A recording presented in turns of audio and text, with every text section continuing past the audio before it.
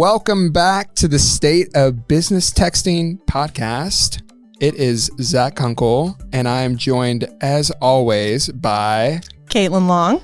And we are so excited to bring you a special edition today. Extra special. Incredibly special. And we are going to be talking a little bit about Reverb. What the heck is Reverb? Reverb was this awesome event that we hosted at Bandwidth. And we are going to be joined today by Mr. Tim Sherwood. Hey, everybody. Tim, can you tell us a little bit about yourself? Sure. Thanks for having me. Looking forward to discussing Reverb and all the cool things we launched there and discussed about messaging. I joined Bandwidth about 6 months ago. Actually, 2 days ago was my 6-month half-year anniversary. Congrats. So Congrats. Thank you. It's been quite an interesting ride here. Involved not only joining the company, but also moving down to Raleigh, which has been a fun trip. Came to Bandwidth from over 20 years in the telecom enterprise communication space. And while messaging has had a strong foundation and been a key part of Bandwidth's business, really looking forward to some of the cool stuff that's coming up and a lot of future and great opportunity that looking forward to help working with the team to drive in the next year. That's awesome. And Tim, for those who missed, your cool title also, SVP of Programmable Services and Mobility, which I feel like that we should put a pin in and do another podcast on. Sort of TBD on that one. Little cliffhanger. Little cliffhanger. Little teaser as well. So, 100%. Yeah. But for now, a little bit more about Reverb. Let's dive back in. So for those of you who didn't catch it, please go watch. But let's talk a little bit more about some of the cool announcements that we made there. Yeah, let's do it. So Tim, maybe the first thing to talk about is this 3-letter acronym that everyone in the messaging space is talking about right now, RCS. So at Reverb, again, this really awesome event that we just hosted, we invited all of our customers, some prospects there, and we talked about what is happening in the messaging space, specifically related to RCS. So why is it such a hot topic right now? Why is everyone talking about it? What's the big hoopla? Yeah, it's a little bit of a back to the future type of story. RCS in theory has been around for quite some time, but what really changed the game for the industry, for us, was about a year ago, Apple announcing that they are going to support it with the upcoming iOS 18. So with that coming, it pushes the market into a new channel from a messaging standpoint that has the promise to be ubiquitous, as available across all consumers, and has the ability to create new ways to engage customers. Love it. So it is a little bit of a back to future sort of moment because the way RCS has kind of come to market, it started back in 2007, 2008, but it really wasn't getting any adoption because of what you were just talking about, which is interoperability between these handsets, Android and Apple devices. And so maybe because we've hit this inflection point now, Tim, what makes you so excited about RCS? What makes you so excited about the future and the potential that offers? Yeah, it's really around how do we create more engagement between the brands and the customers. And so some of what RCS offers from a business messaging or business to consumer messaging perspective is not just plain text, 140 characters, but different ways to present pictures, to enable different types of buttons to make quick and easy selections, carousels to show different types of product opportunities. Also, that's just the starting point, really, right? When you start to look at more ways that brands can engage with their customers, it can start to go from a one-way alert or notification, which is still the most widely used way in which brands reach out to their customers via SMS. It now allows for a little bit more of a conversational engagement, hopefully creating much more customer satisfaction and delight. There's another conversational messaging platform that's been out for a while, WhatsApp. And I talked a little bit about this on stage at Reverb, where the push towards RCS, RBM in North America is really sort of issuing in more of a rich messaging experience. And WhatsApp has sort of also been stagnant in its adoption in North America as well. How do you see that evolving alongside RCS?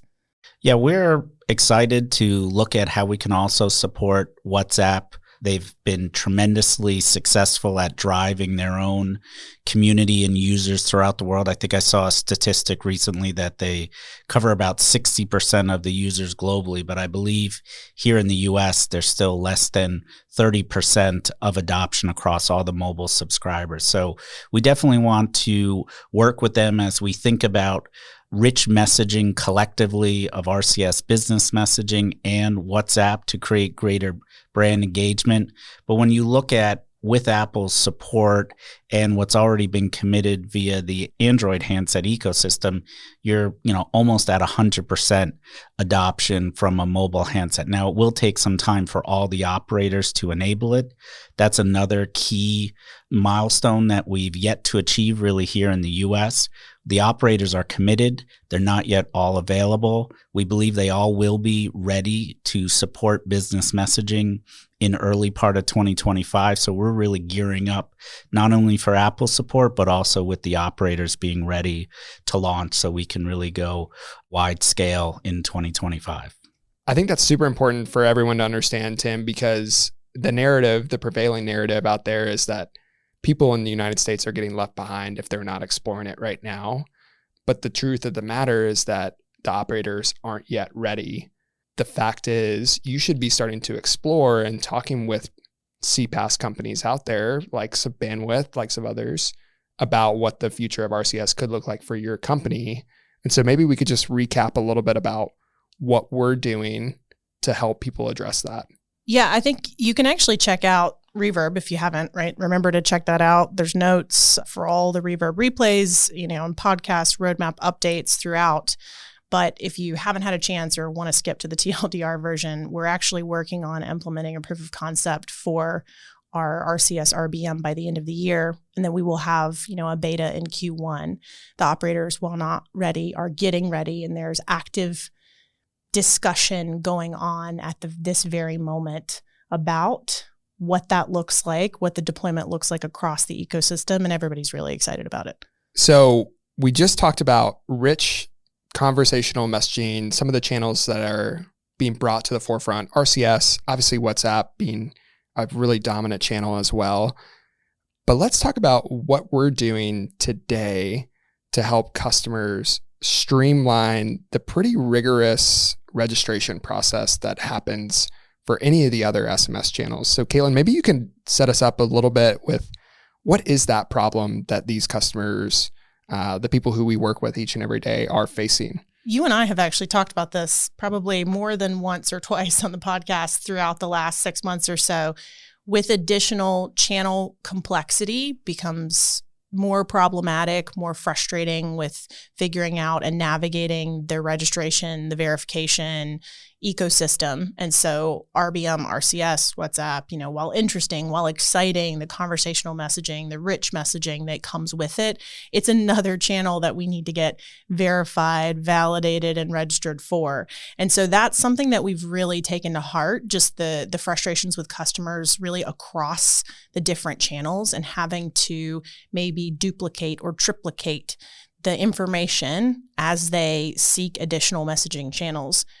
We've taken that problem and we've really leaned into it with the registration center. And we had some really cool demos during Reverb. But maybe, Tim, if you could walk us through what we're building with the registration center and how you think that will really affect customers on a day-to-day basis. Sure. Maybe before I talk about registration center, one other area that is somewhat challenging in it is that there are different rules, different players across the different messaging channels. So not only is, if you had one standard approach for vetting brands and validating the campaigns, that could be challenging enough, but there are multiple players, multiple steps in the system. So what we're trying to do via the registration center is create a part of the Bandwidth app section that allows for our customers to leverage some automation, leverage some of the tools that we give them, as well as keep better abreast of what the status of their submissions are. So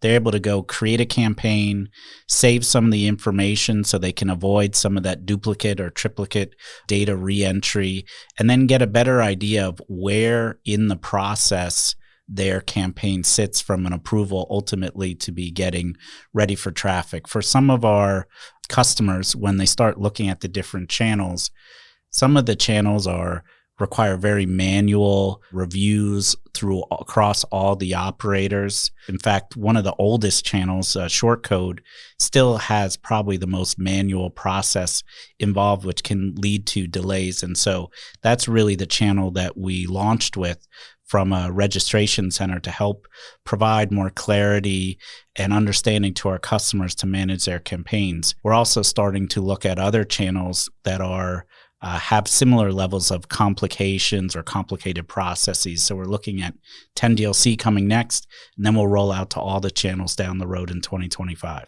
And the point you made about the different providers for the different channels, right? One of the reasons for the complexity. And when we were building the registration center, one of the core tenets that we kept in mind was really sort of the meta ecosystem and how that cascades down through the channels. And while there's nothing official here yet, right, the prevailing thought process in the industry right now is that the RBM channel will sort of be that gold standard for brand and validation, and then shortcode, and then toll-free, and then 10DLC. And so when we think about how the ecosystem will potentially organize itself around that structure, we have intentionally built the registration center to kind of mirror that in its architecture as well. Yep, good point. And also, because of some of the nature in which RBM will become available for our brand customers, there's going to be situations where not all of their end customers will be able to receive an RCS message, whether that's operator availability or just handset availability, right? It takes some time for end customers to upgrade to the latest iOS version or the latest Android version. So there's going to be a period of time, not really sure how long, where brands will want to ideally reach out to customers, perhaps through RCS, but they want to reach all their customers, right? So they'll need an alternative channel, one of which they already use us for to do. So in order to manage what is going to be effectively integrated or bundled campaigns across different channels, it makes it a lot easier when you have a one-stop shop type of portal, so to speak, that allows you to streamline, automate, and manage your messaging campaigns across the different channels. I feel like that's something any of our customers can get behind and be excited about.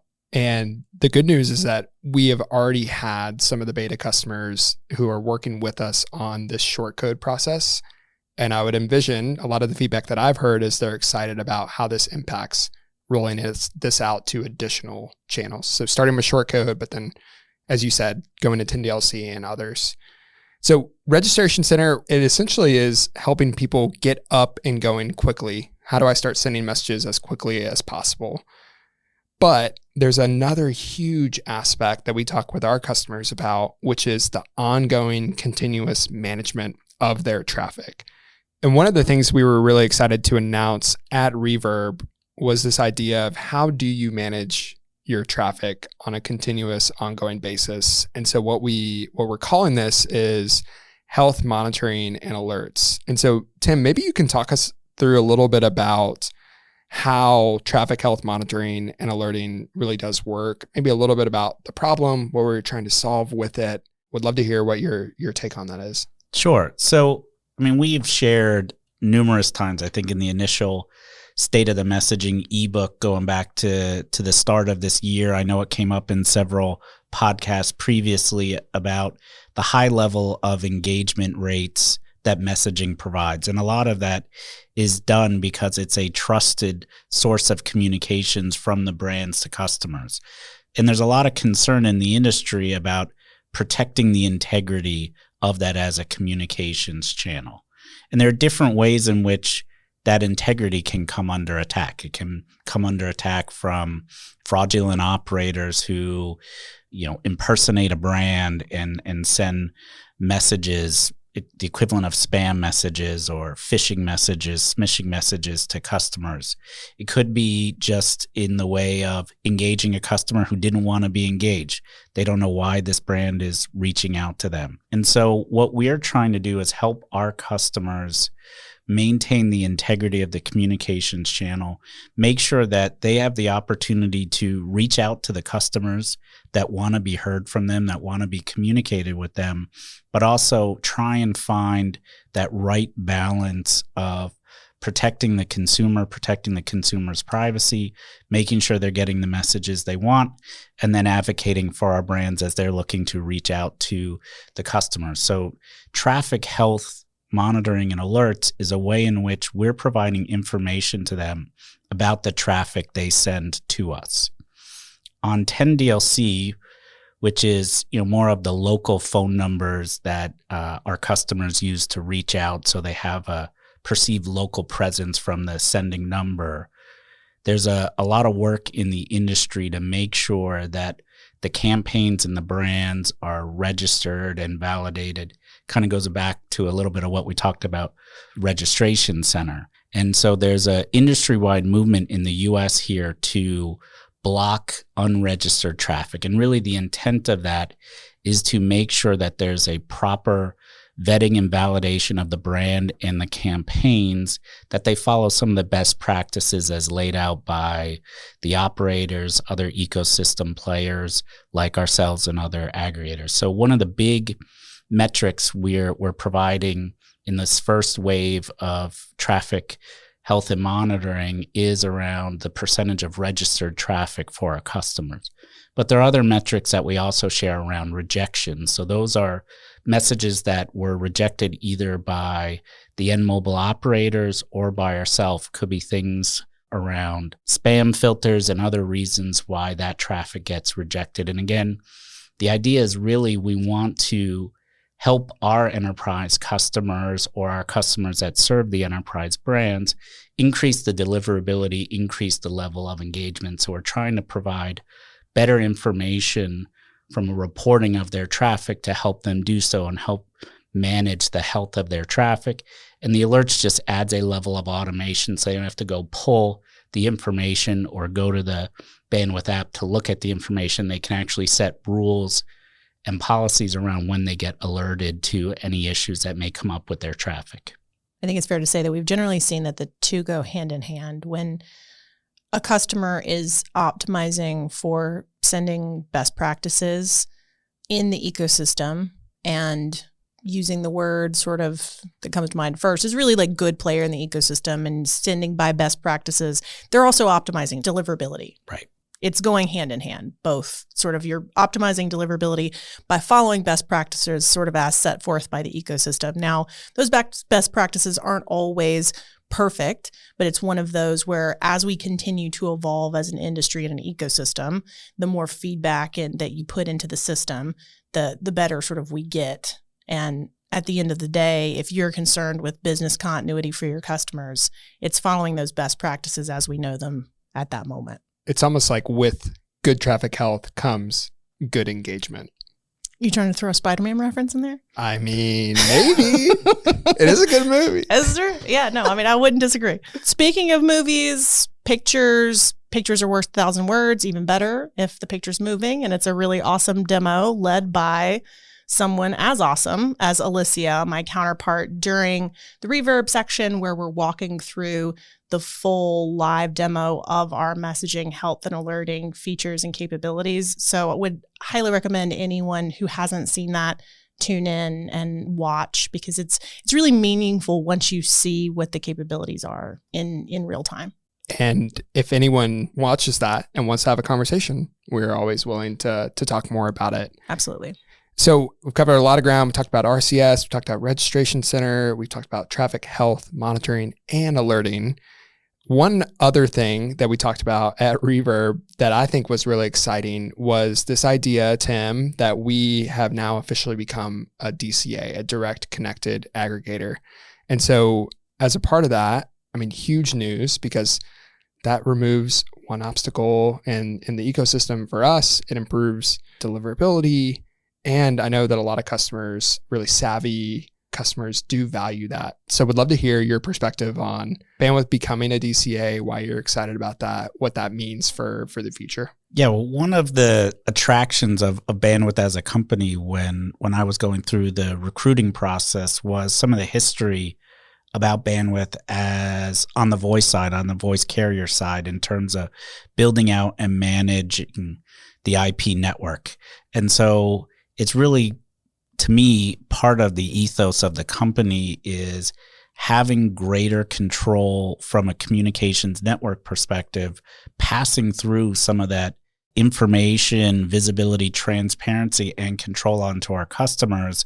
And it was really an area that we somewhat lacked in the past as we were starting the messaging business. But with the DCA, with improving and growing our operator relationships, really puts us in a great position to provide the level of services that our customers are looking for, help them expand as new opportunities come up, like RCS, but really allows us to have some better relationships and ways in which we can advocate for our customers, as well as potentially create some new opportunities for us to share outside of just the eliminating a potential hop in the way that the traffic message is delivered. Some of that you're going to see in 2025 from some of the intelligence that we provide around the numbers that customers are looking for in terms of numbers that are disconnected or deactivated or ported through. Sometimes that information is difficult for customers to get a hold of. Sometimes it, again, comes back to traffic health and overall deliverability, but also affects the costs at which they deliver their messages. So we're really excited about completing the traffic migration in Q4 to our one major operator partner and looking forward to expanding our direct relationships in 2025 and beyond. Well said. Tim, Zach, this has been a really awesome and fun recap of even more fun event, Reverb. Yeah. And Tim, so excited that everyone can now hear your voice. Welcome to the podcast. If you're listening today and you didn't get to attend Reverb Live, remember you can catch the full replay and all of the live demos at the link in the show notes. And we are already brewing up some great content for season 2. In the meantime, you can always catch up on our previous episodes, which are all at stateofmessaging.com. So thanks again, Caitlin. Thanks, Tim, for joining us today. Thanks for having me. And we'll talk to you guys later. Yeah, thanks, everyone.